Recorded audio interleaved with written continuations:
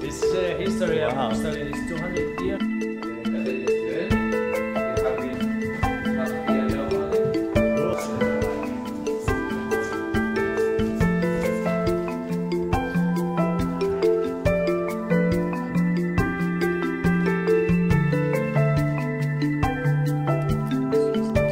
She's super great. You know, this flying breed. In the same segment I talk about the ski bases here. And it's with Daniel and Frank. They were good friends. Okay. Yeah. It was important to hear. Off the slackline.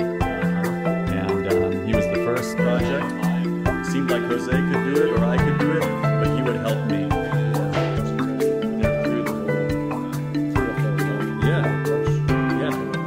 It's incredible. The crux is at the top. Yosemite is maybe it's one of the most amazing, powerful places in the world that I've ever been to. It's an incredibly beautiful, natural place, but also it has this other power there. It really is where base jumping started. Big wall base jumping started in Yosemite. Slacklining started in Yosemite. You know, modern climbing was pretty much innovated in Yosemite. There must be something going on in Yosemite that's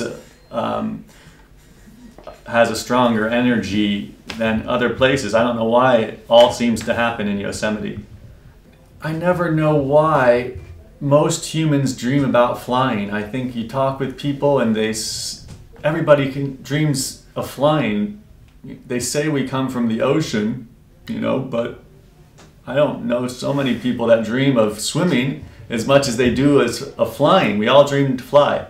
And for me, it's maybe my first or second memory is a flying dream. And that dream has reoccurred all my life. Like at different stages in my life, I flash to that same dream. And when I started climbing, that dream I thought was a premonition of me falling to my death. And so I free soloed, like being a rebellious teenager, we don't like to be told what to do as teenagers. And this dream was kind of telling me to be cautious, you'll die if you climb. And I was like, you know, no way, I'm stronger than this dream. You know, I'll overpower the dream. And so it kind of made me free solo. To confront my dream and to prove myself more powerful than my fears.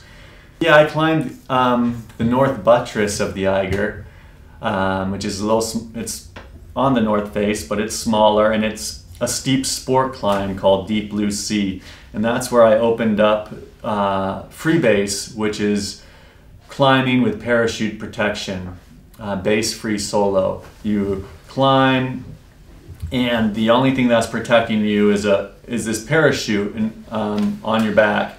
And with a friend of mine named Pete Swan, we designed this parachute and base container that weighs total 3 kilograms. And that's the lightest base rig that had been made up to that point. And it was the first time really there was a base rig that was light enough to climb with. Everybody on the Eiger had stopped at this one place, the Mushroom up there, and it's the most obvious place to jump. It's perhaps the greatest jump, you know, ever. Like this amazing mushroom of rock, high up the Eiger, and everybody had stopped there, and for some reasons, no one continued further to look. And so I could always look up beyond there, thousands and thousands of feet further, and I would think, you know, I know rock and I know there has to be a place. And so I just went for a little walk one day, and it was right there in front of everybody, you know, and this amazing diving board, you know, a 9,000 foot base jump. I don't know why I was, you know, or consistently kind of the lucky guy who finds things, but I was again lucky to find this the real obvious base jump on the Eiger. And another part of it is that season I had arrived to Europe with this wingsuit that was better wingsuit than anybody else had. And it flew much, much further than any other wingsuit has before. And so it was a really amazing summer for me to show up in Europe. I got this superhero suit that flies twice as far as everybody else. And then I also find this jump that's, you know, much, much higher than any other jump before. When I'm on the slack line, I mean, there is this big line you can grab, 1 inch. You know, that's a lot. But for some reason, the hardest thing for my mind is solo slacklining. Like, even though I know I can catch the line, I catch the line every time. To go alone out on a line when there's only 1 inch to stand on, it's the hardest thing for my mind, and it's one of the only things that can stop me. Sometimes I can walk a line over and over and over again with the leash, and then I try to go out there without the leash, and I can't even take the step. So it's one of the few things I'm not in control of. I have had a few close calls in my life. My accident that I had in the Cave of the Swallows in Mexico was my closest accident I had. That was early on when I was learning to base jump.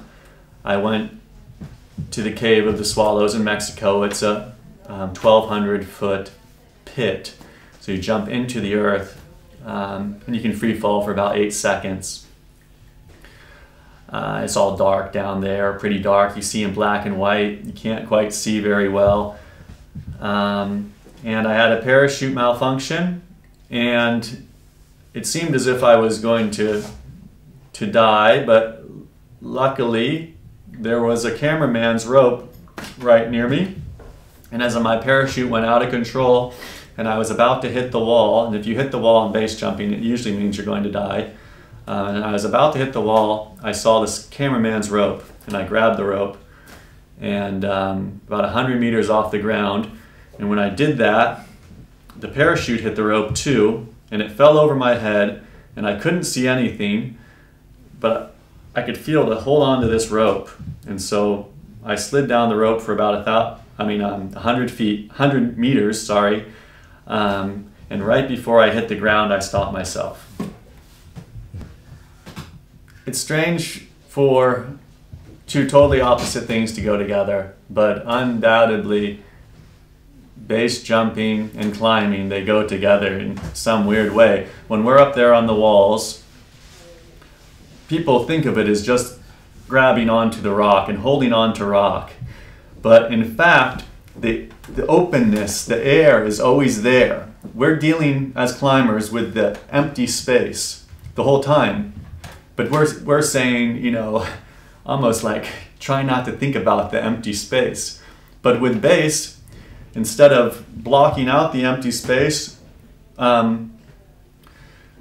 you open yourself up to it and you gain control over this thing that used to mean death. Now with base jumping, the air is this place where you're in control, where it used to mean death. And there's many cliffs. The harder and harder the climb gets, the more steep and free of ledges the climb gets, the more possible it is to fall off. And you don't just fall when you base jump, you form your body to a bird's wing or an airfoil and you fly away. Like, to me, that's the most beautiful combination of skills.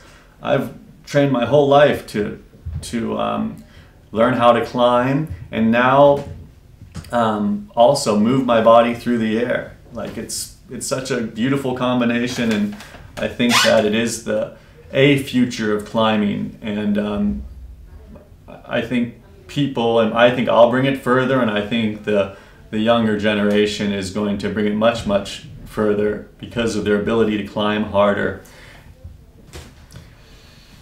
I think it just, like, you know, such the simple things that my parents told me, and I mean, it might just seem, you know, like, why even bother, but just like, if you believe it, you can do it.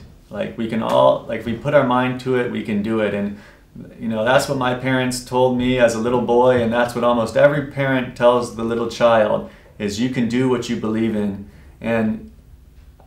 But it's things that are that simple. If you really believe it, you can do it.